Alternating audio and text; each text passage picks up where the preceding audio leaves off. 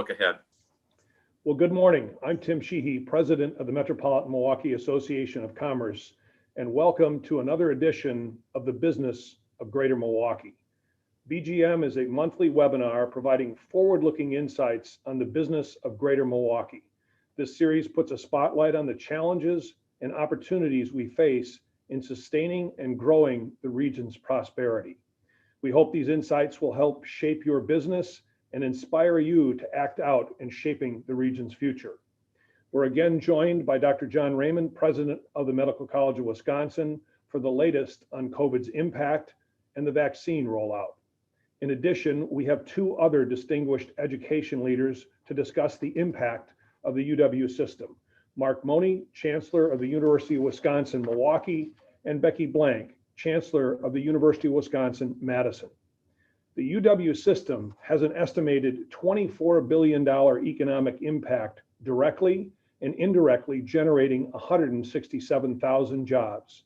The UW system is an engine for innovation, a source for talent, and draws to Wisconsin over $1 billion in research funding annually. So these two institutions, one down the road and one in our neighborhood, do impact the business of Greater Milwaukee. We'll explore some of the challenges they faced with a tuition freeze, stagnant state funding, and changing demographics. But as they say, first a word from our sponsor. Today's program is sponsored by United Healthcare. In times like these, a traditional healthcare plan may not be the best fit for your business. So take a closer look at All Savers alternate funding from United Healthcare. MMAC has partnered with United Healthcare to offer coverage for groups of 5 to 99 employees. Now, small businesses can take advantage of the benefits typically reserved for larger companies, including underwriting for more competitive pricing, better data so your business understands where your premium dollars are going, and a potential surplus to refund claims if they are lower than expected. So contact your broker or visit uhc.com/MMAC to learn more. I'd also like to promo a virtual event on March 10th featuring Peter Zion, a geopolitical strategist and best-selling author. He'll help leaders analyze the complexities of the global economy in a post-2020 world, as well as the geopolitical risks and opportunities that lie ahead. Join us by registering at mmac.org/calendar. So again, we're grateful to have Dr. John Raymond, President of the Medical College, as our guest. Dr. Raymond, we look forward to the update on COVID and the rollout or continued rollout of the vaccines. Yeah, thanks, Tim. And it's an honor to be here today with you and our listeners, and especially with Chancellors Blank and Money.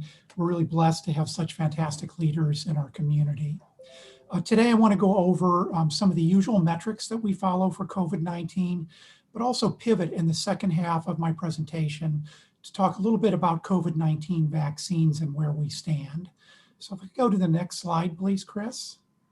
Thank you. Starting in the upper left, I want to show that we have tested almost 3.1 million people in Wisconsin. So that's more than half of our population have been tested for COVID-19 since last March. And of those, about 550,000 have tested positive during the course of the pandemic.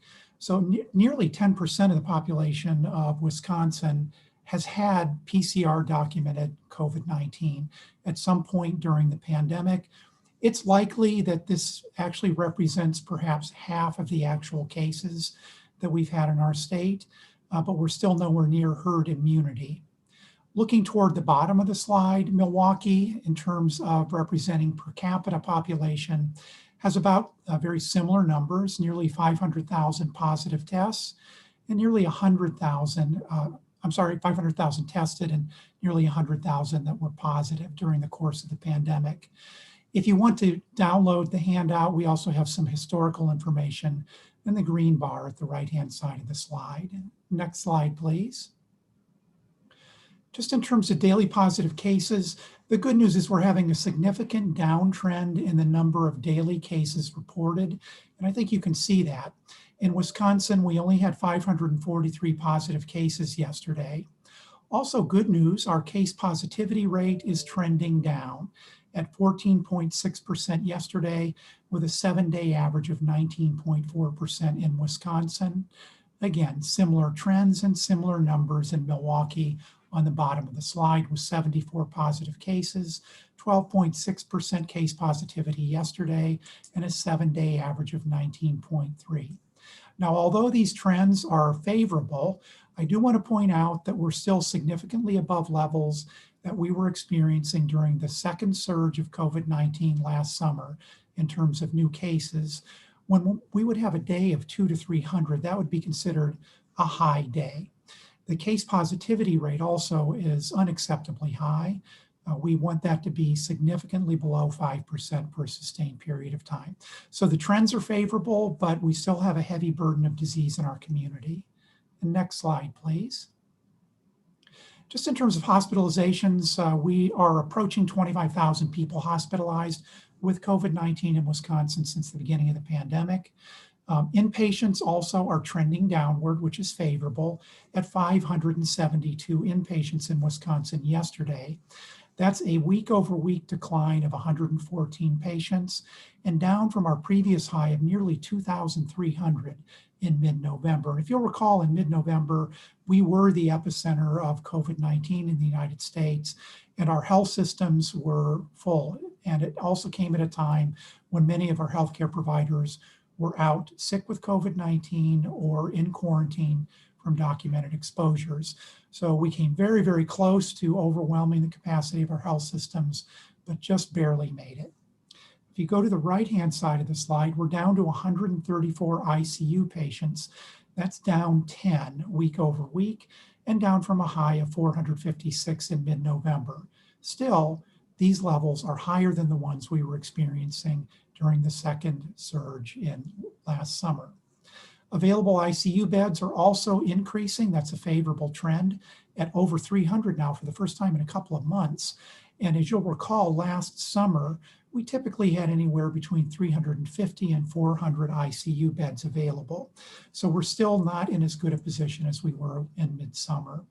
Plenty of ventilators. As I've said before, we'll never have ventilators be a limiting factor in our ability to take care of COVID-19 patients or anyone else who needs our care in Wisconsin.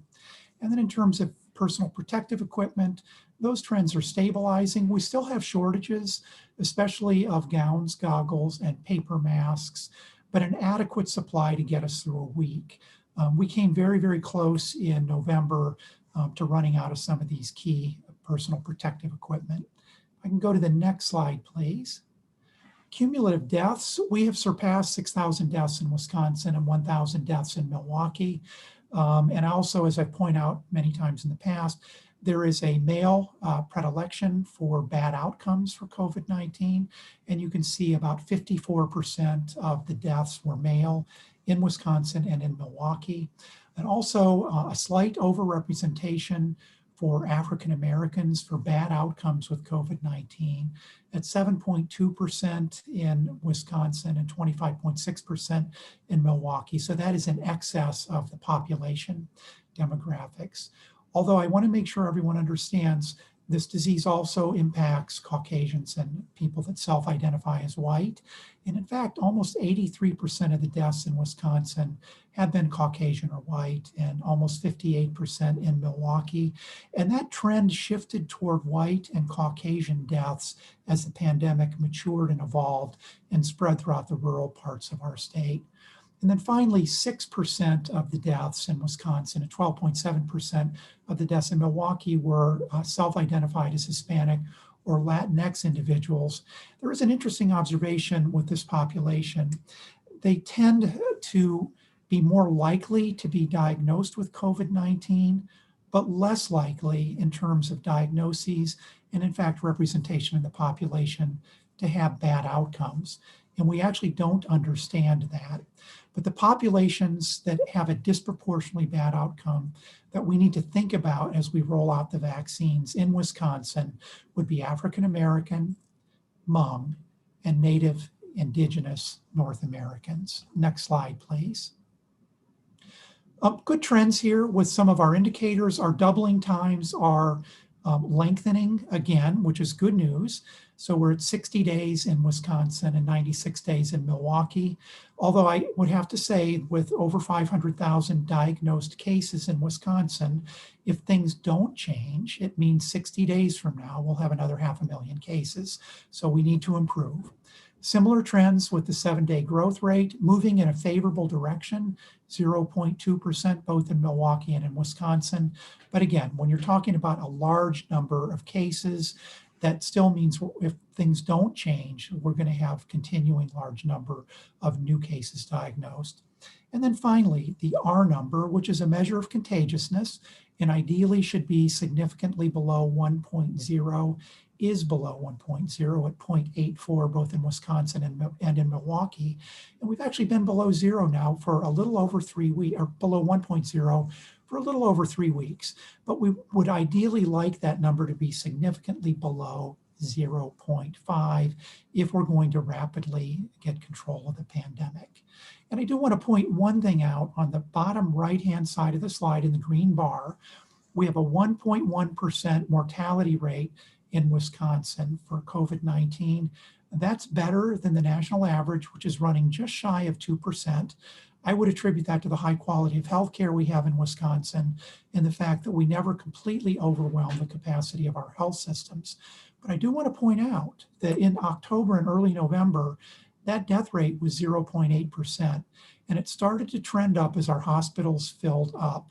And it lagged a little bit because, as we've said before, you do know that the deaths lag between 5 and 6 weeks after cases are diagnosed.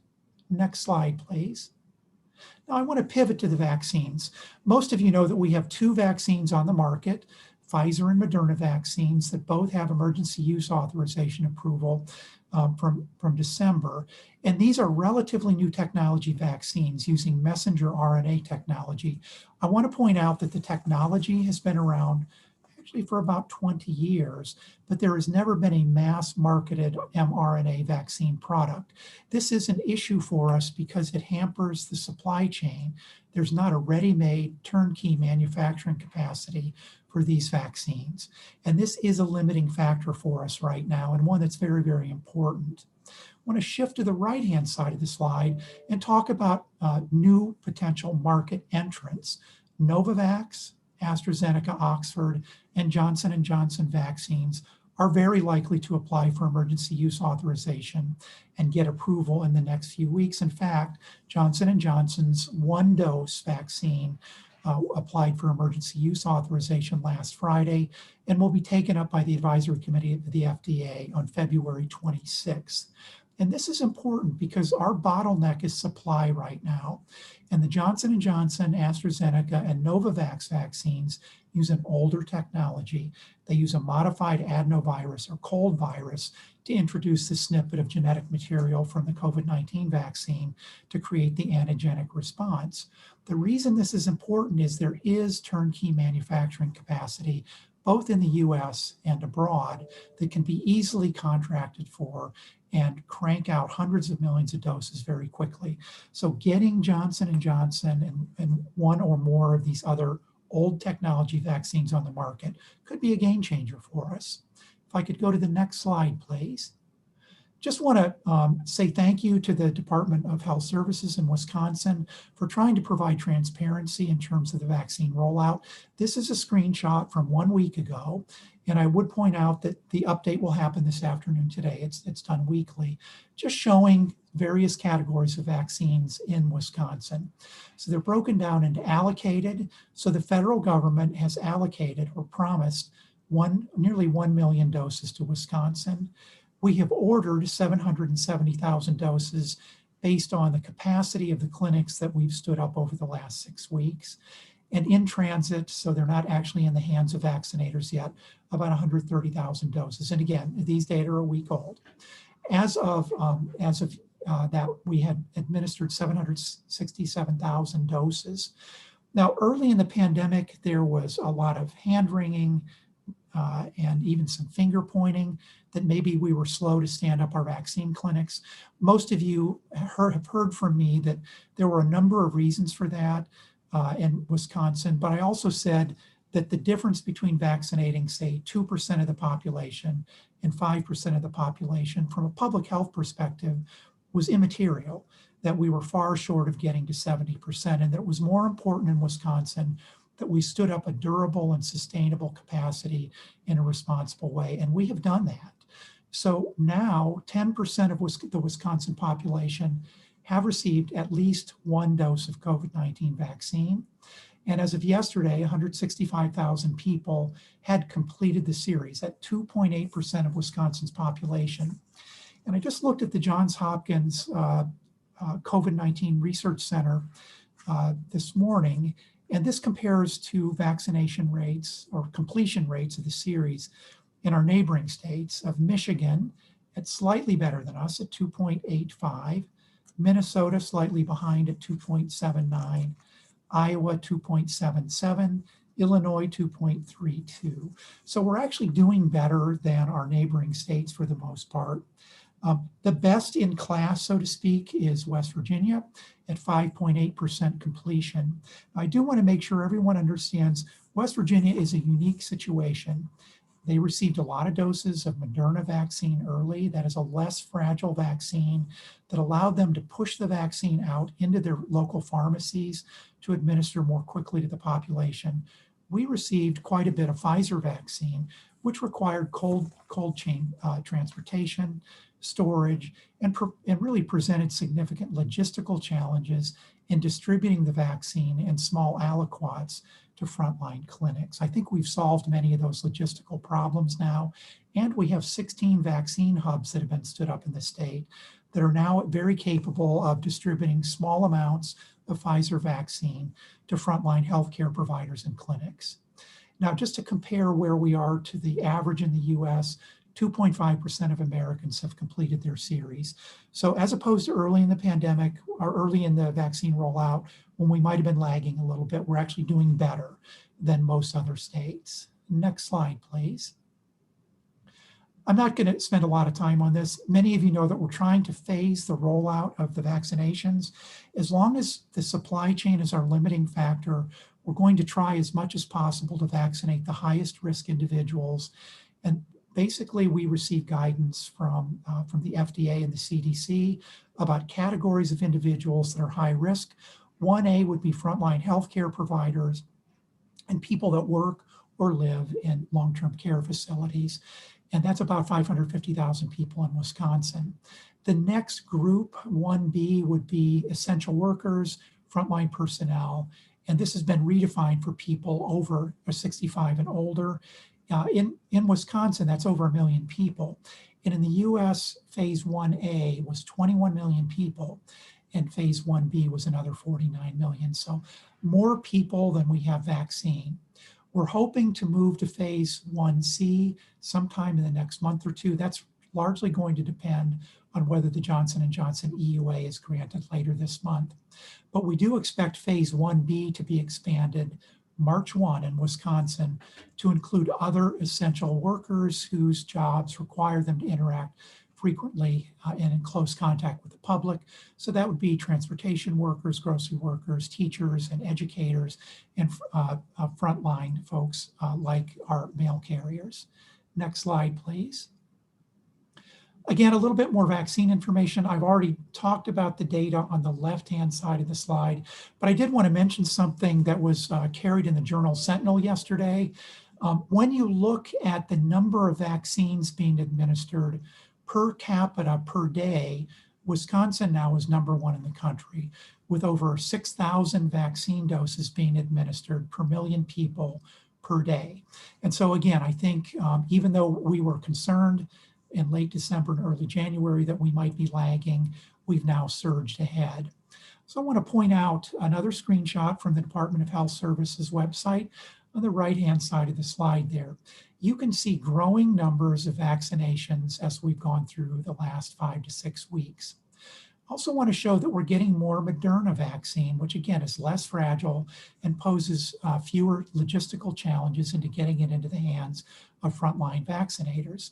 So the Moderna vaccine is shown in the purple bars, and the Pfizer is shown in the tan bars. And as you can see, not only are we increasing the number of vaccinations per day, but as a proportion of vaccines administered, we're getting more Moderna. And I think that's very, very important. I want to say that both vaccines are very safe and very effective. There's no real difference there other than the ease of administration, transportation, and storage. Next slide, please.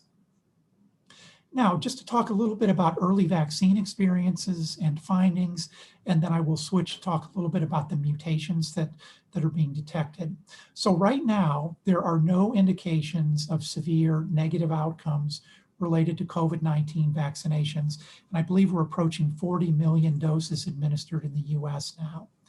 Anaphylactic events, which were of significant concern in the first few days of the rollout in the UK and in the US, really have proven to be relatively rare. Most have been associated with people with previous significant food or medication allergies. And in fact, pretty much everybody early on who had a severe reaction carried an EpiPen. Most of the folks that have been affected are female, but the rate is actually very low, 5 or so per million administered doses. So we're still taking precautions. People are being monitored for 15 to 30 minutes after they receive their jab. And there is a healthcare provider who's typically there, who's capable of assessing the patient and administering steroids, epinephrine, and a histamine 2 blocker. But again, I want to emphasize that the safety profile of these two mRNA vaccines is quite extraordinary, very good.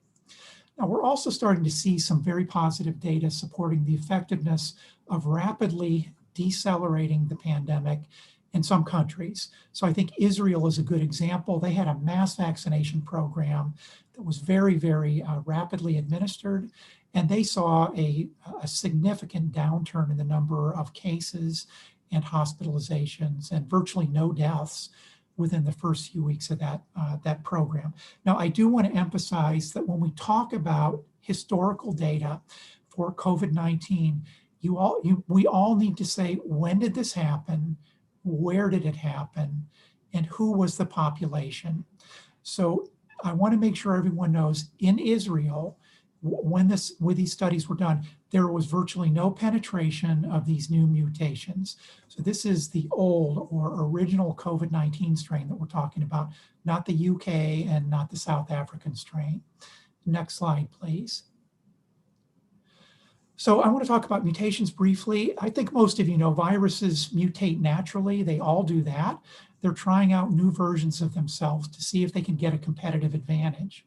And we know that COVID-19 mutates more slowly than seasonal influenza strains. But because we have a very high case burden, the opportunity to mutate is much higher. Every time that virus replicates is an opportunity for mutations to happen. So you're going to see much more rapid development of mutations if the pandemic is out of control. So there have been at least 4 different COVID-19 mutations that have been identified.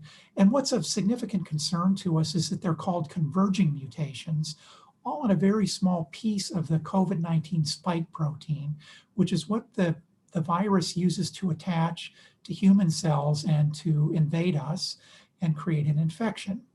And the strains that are being talked about the most are the UK, or the B1.1.7 strain, and the South African strain, which is the B1.351 strain. There are other strains. One was a Brazil strain that was detected in people that traveled to Brazil and went back to Japan, and a new strain emerging in the US. All of these appear to be more contagious than the previously circulating strains. Now, this isn't conceptually different than one of the mutations we talked about back in the spring and early summer called D614G, which was a mutation detected early in China, which for a long period of time became the predominant strain in the world. And later a mink mutation that was detected in Denmark called cluster 5. I want to swing back to the UK and the South African variants. There is emerging evidence that the UK B1.1.7 strain may actually increase mortality for men over 60, but it's actually a fairly small number or percentage increase. And the data are somewhat inconsistent, but this is a good reason why we need to monitor with good surveillance, the different strains that are circulating in our community. Also, probably even more troubling are some data emerging on the South African variant, the B1.1351. That variant has several additional mutations, some of which overlap with the UK strain. And because of that, there's some concern that because the burden of mutations on that protein are growing, that it won't be as easily recognized by the vaccines that we have in the immune response that we generated. And in fact, that could even apply to the immune response generated from a previous infection. And we do know now that the B1.351 mutation is less affected by currently available monoclonal antibody drugs, Regeneron and Lilly drugs, and convalescent plasma. If I could go to the next slide, and this will address some of the concerns that some of the virus variants might actually evade immune surveillance from the vaccines that we're getting. So the South African strain, as I mentioned, has multiple mutations in the spike proteins.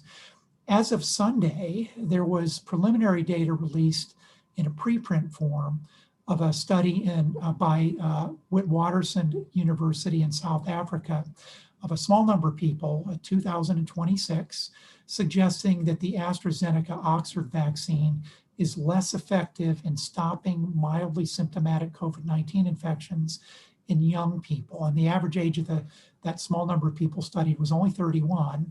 And because of that, they paused the rollout of the AstraZeneca Oxford vaccine in South Africa. So they're focusing primarily on rolling out the Johnson & Johnson and the Moderna vaccines there. Now, I want to get back to understanding the data in terms of when and where the data were obtained, who was studied, and what was actually studied. So this study did not address moderate to severe COVID-19 infections and was skewed to a low-risk age group. This happened in South Africa, where we have a new variant strain that is of significant concern to us. However, we do know that neutralizing antibody activity of the AstraZeneca Oxford vaccine was comparable to Johnson & Johnson for this South African strain and to the Moderna vaccines. And we also know that these two vaccines have been shown to be effective at preventing severe disease. Now, I will say with a caveat, albeit less effective than they are against original strains of COVID-19, there's still very, very significant protection. So from the perspective of our currently available vaccines, for the most part, I think it's safe to say that the South African strain has not yet escaped immune surveillance, and we should continue administering the vaccines on hand as rapidly as possible. And again, my final advice to everyone is just because you've been vaccinated doesn't mean that you can change your behavior. Until we get the pandemic under control, until we understand the impact of the variants, these new mutations that are emerging and will emerge over the next few months, people need to practice good precautionary measures. The 3 W's: wear a mask, wash your hands, watch your distance, and also, as much as possible, avoid non-essential interactions with people outside of the home. And with that, I'll turn it back over to Tim. Thanks very much, Dr. Raymond. You've done a great job, as usual, and answered the questions that are in the chat just through the presentation.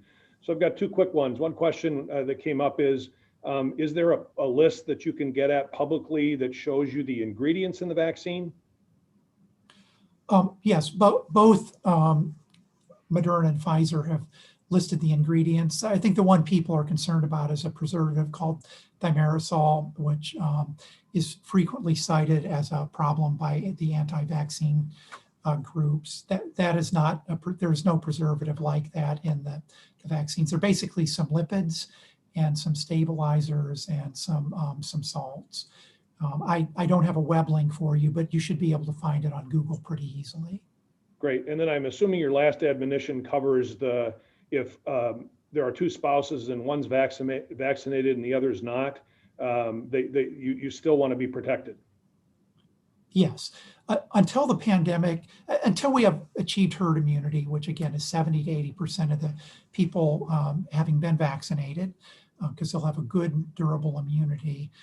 And the pandemic is under control, meaning that the burden of disease in the community is low enough that we don't overwhelm our public health capacity to identify cases and then do contact tracing and quarantining. We should not change our behavior. We need to continue to be safe. Great. Well, thanks very much, Dr. Raymond. And I know you'll explore the Q&A if there are questions in there that pop up, and we'll pivot here and bring in our two chancellors here.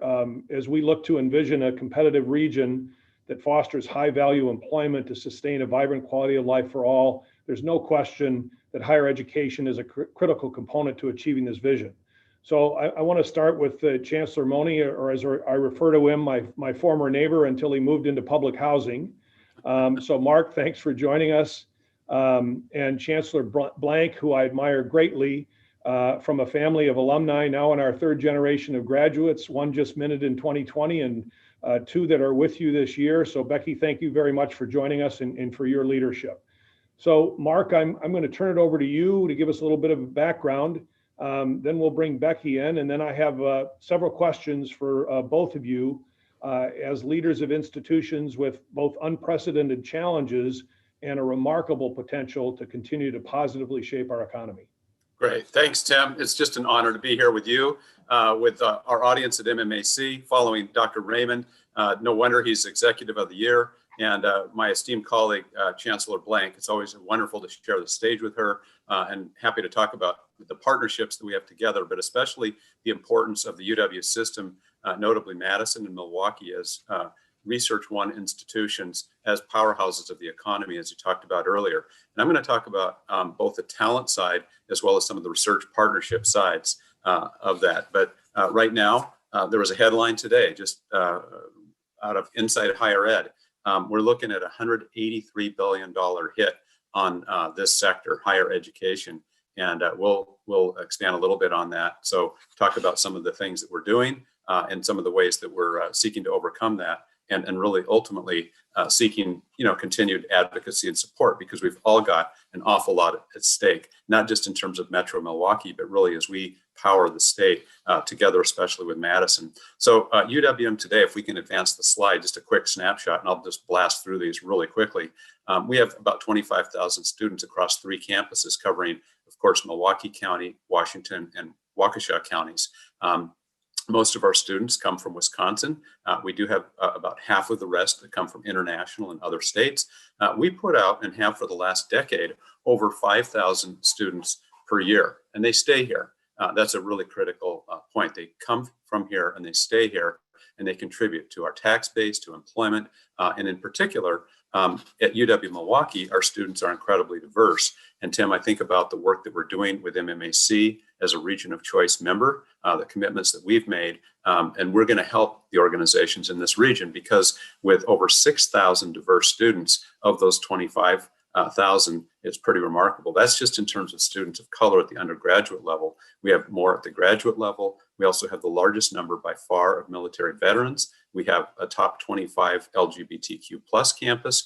We have the most students that are first generation, non-traditional, you name the dimension. That's what we're all about. So our students stay here and today represent almost 200,000 alumni that are in this area. So there's tremendous diversity, and we're the only urban Research One with an access mission, and those are both critically important.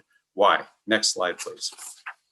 You could talk about these headlines with respect to both how Madison and Milwaukee jointly address these types of issues. But first, just starting at the top, the talent pipeline.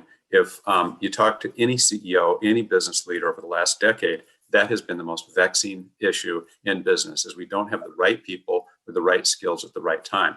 We've got a number of wonderful students in the talent pipeline, but the alignment continues to be one of the key issues. And so we're working on that in a number of different ways. We're both at Madison and Milwaukee. If you look at the number of graduates in the high demand, fast growing areas, you would be really pleased with seeing north of 80% of our majors that really align with healthcare, business, tech sector types of jobs. It's pretty compelling.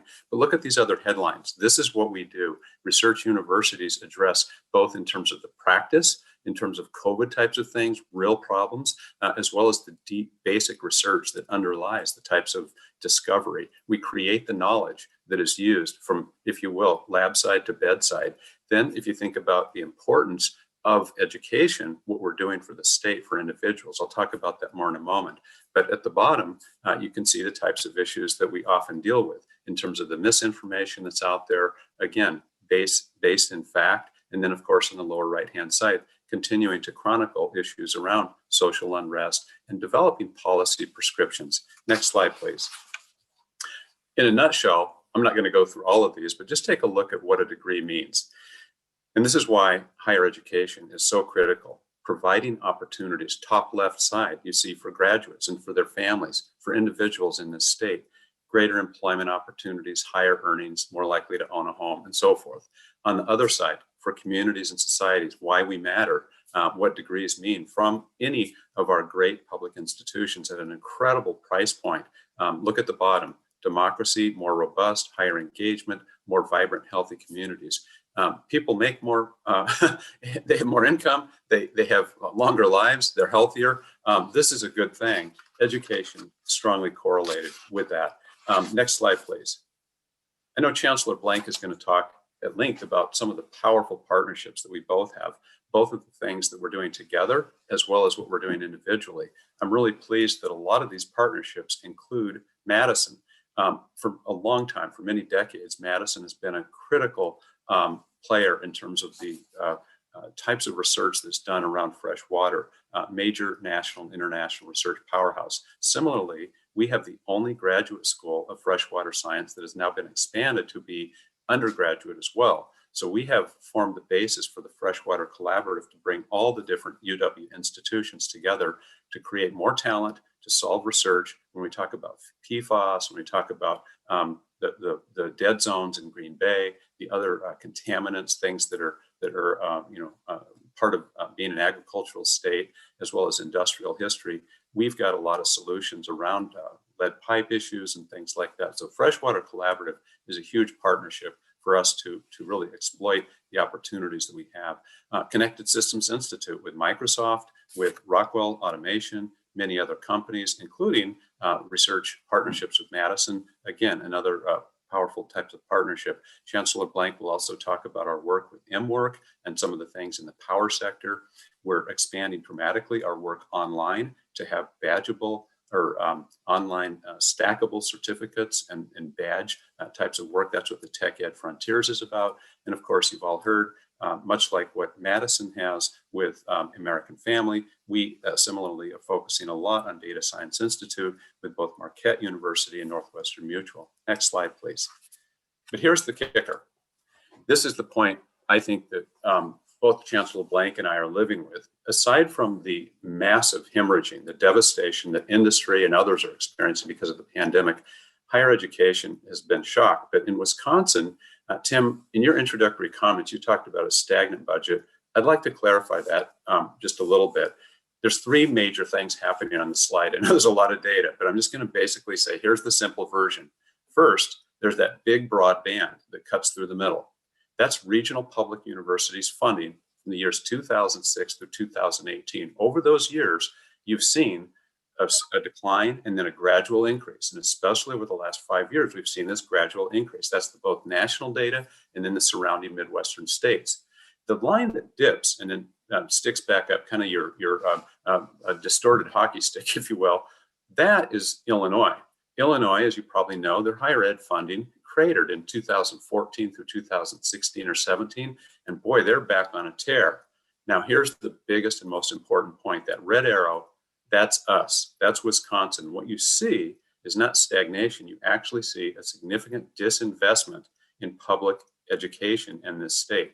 This is some of the most compelling data, Brookings analysis of IPIT's data. It doesn't get more objective and more accurate than this. So that's the problem we're up against.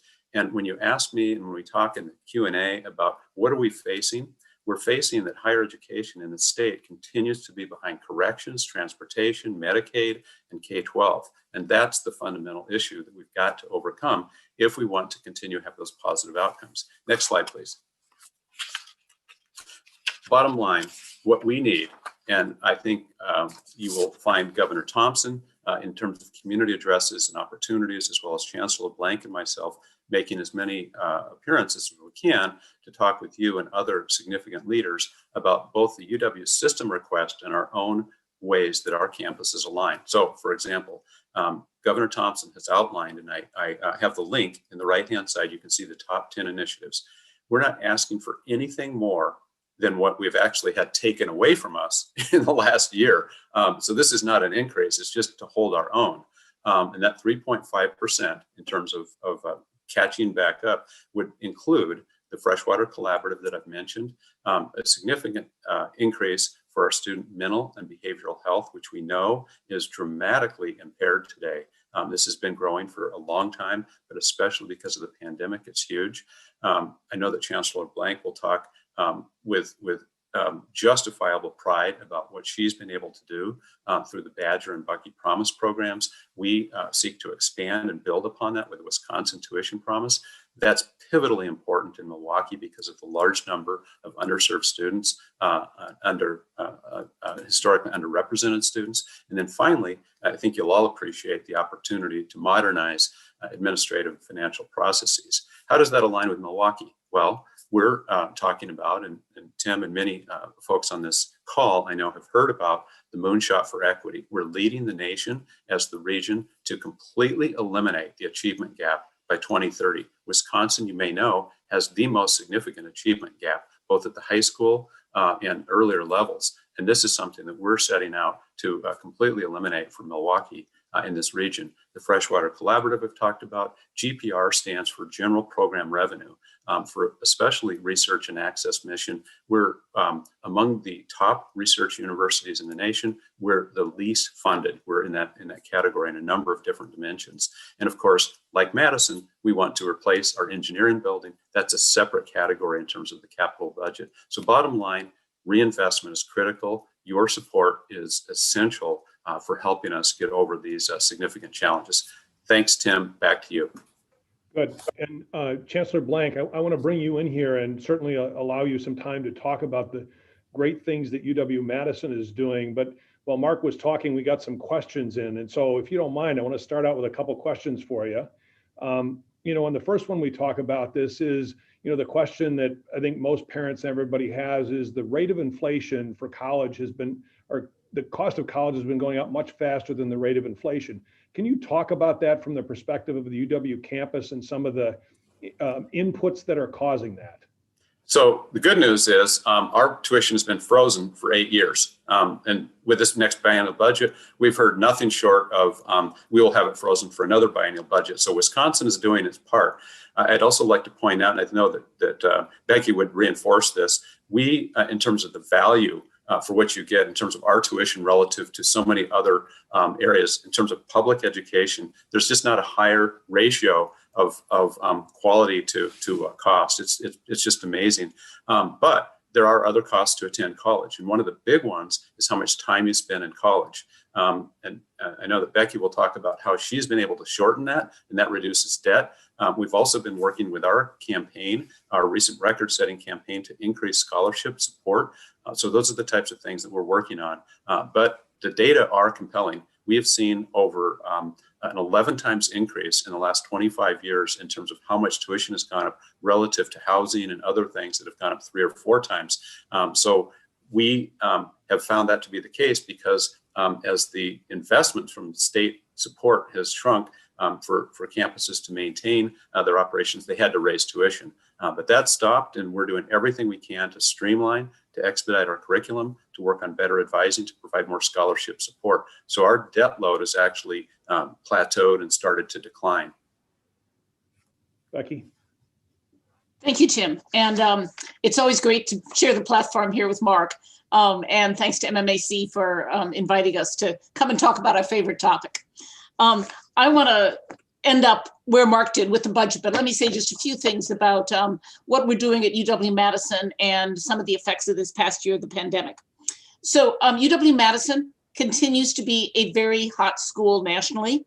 We set another new record for freshman applications last week. They are up 17% over last year. We're going to have, I think, between 53 and 54,000 applications for our freshman class. You know, that's a good position to be in, and it really bucks the trend enormously of many other upper Midwestern schools that are suffering from the demographic decline in this area. We are now among the top 10 public universities in the country in our graduation rates. And, you know, one impact of graduating people and graduating them faster, as Mark noted, is that people graduate with less debt. Among our graduating seniors last spring, 57% of them graduated with zero debt. And all the things that you hear about debt crises among students are not true at UW-Madison. And I say you can be proud of your flagship university here in the state on that. One reason for that is we have really worked in the last 7 to 8 years to greatly expand our scholarship aid. And some of that is the campaign that many of you have participated in. If you're an alumni, we've funded over 5,000 new scholarships out of that. But I'm particularly proud of a 3-year-old program called Bucky's Tuition Promise. If you can apply, if you can be admitted to UW-Madison, and if you're a low-income family in the state of Wisconsin, that is to say, your family's income is at the median or below, that's a little over $60,000, we will guarantee that when you're admitted to UW-Madison, we will provide the scholarship aid to cover all tuition and fees for essentially 4 years. If you're coming from a 2-year school, we'll do it for 2 years. About 20% of our freshmen are now covered by this program, and we're essentially providing free college to low-income students in the state. Now, there are other expenses associated with college than just tuition and fees, but that's the program that the system would love to roll out for other schools around the state as well. And, it's a wonderful program for making sure we're accessible to all students in the state. Of course, when the pandemic hit this last year, it's caused a few challenges on both of our campuses.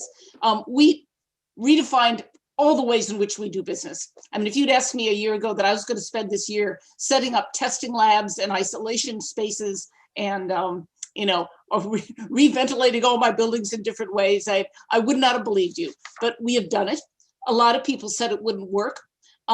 This last semester, the fall semester, we had a spike in the first week of classes that we brought down.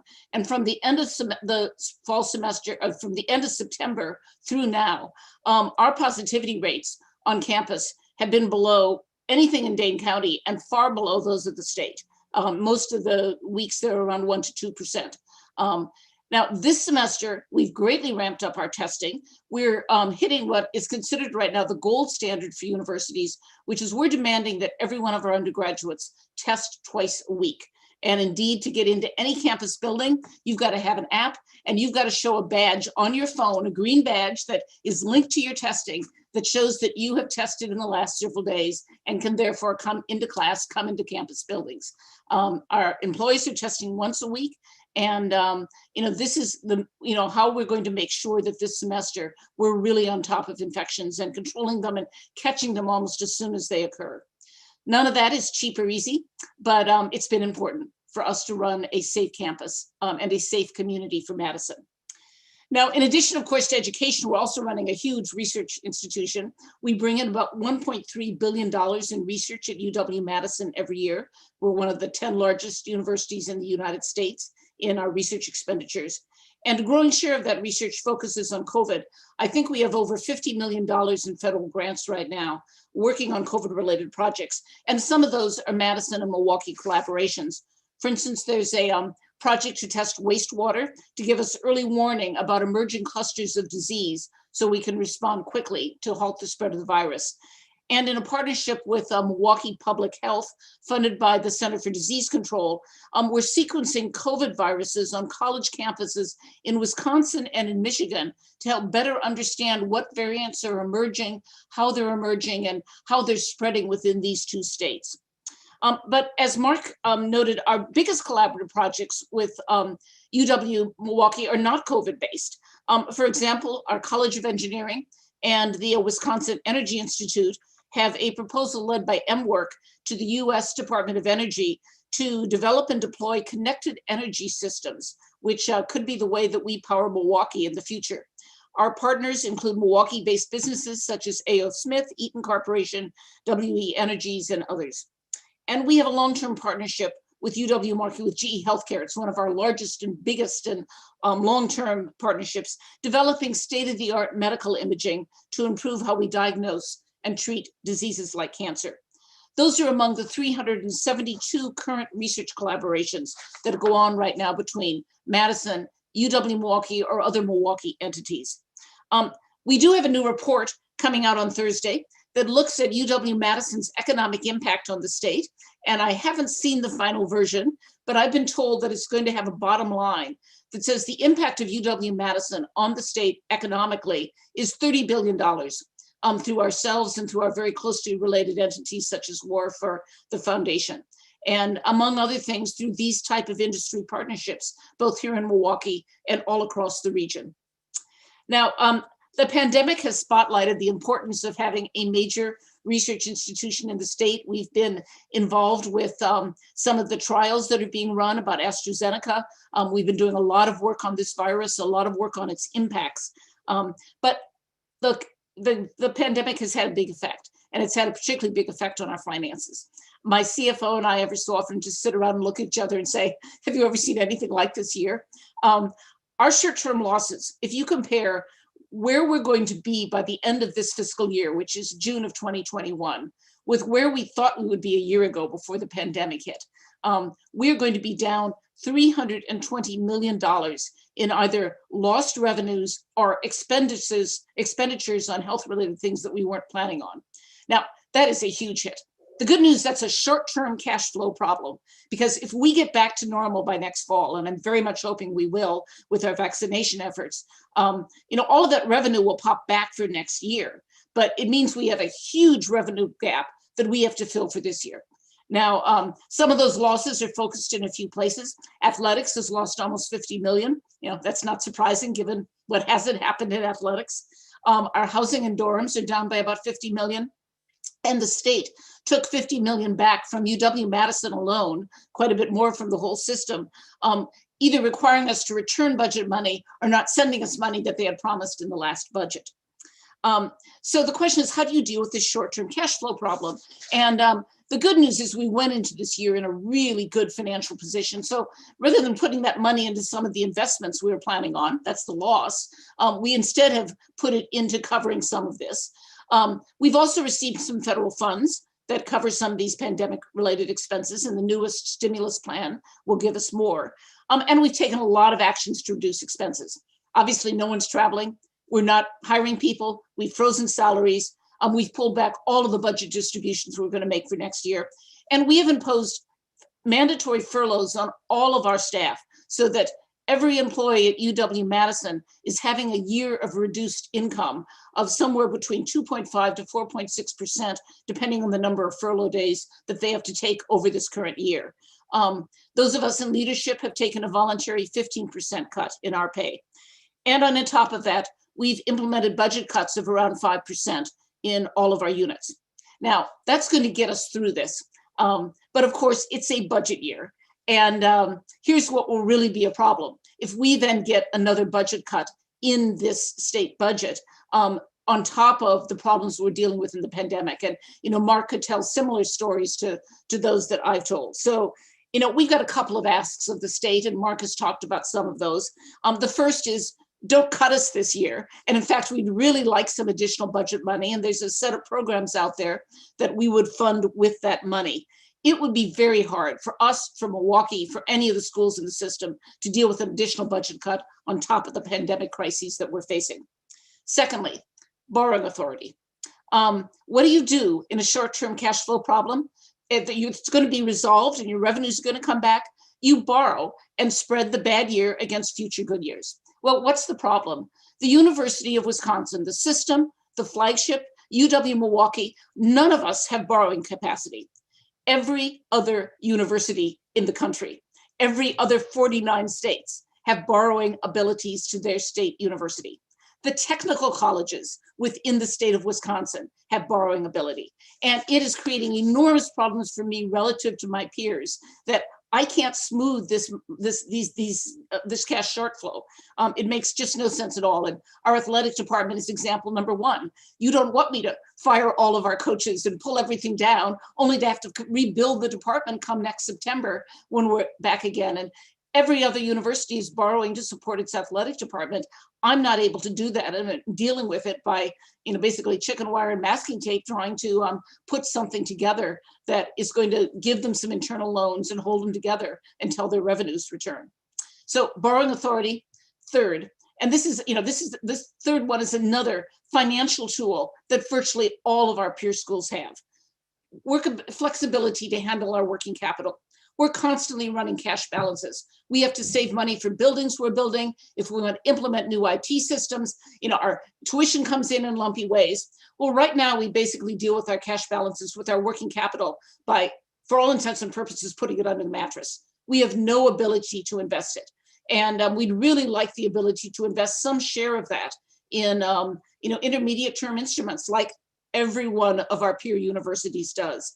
And for UW-Madison, that's worth $10 to $20 million a year. That's a huge amount of money by basically doing what everyone else is doing and what we should be doing to manage our resources well. Finally, lastly, we're looking at a couple of major capital projects like Mark. We've got a new engineering building we need, and we need a new classroom office building for our expanding undergraduate population. And we're going to be arguing for that with the state and for a strong capital budget.